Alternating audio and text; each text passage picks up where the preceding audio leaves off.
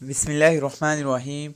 السلام علیکم۔ کویت گاڑیوں کی رجسٹریشن فیس میں اضافہ کر دیا گیا ہے۔ ڈیٹیل آج کی ویڈیو میں۔ تفصیلات کے مطابق وزارت داخلہ کے اسسٹنٹ انڈر سیکرٹری برائے ٹریفک امور میجر جنرل جمال سائغ نے تمام گورنریٹس میں ٹریفک کے تمام محکموں کو ایک سرکلر جاری کیا ہے، جس میں قانون نمبر 67/1976 اور ایگزیکٹو ریگولیشنز نمبر 86 سال 1976 گاڑیوں کی رجسٹریشن بک کی تجدید فیس سے متعلق درج ہے۔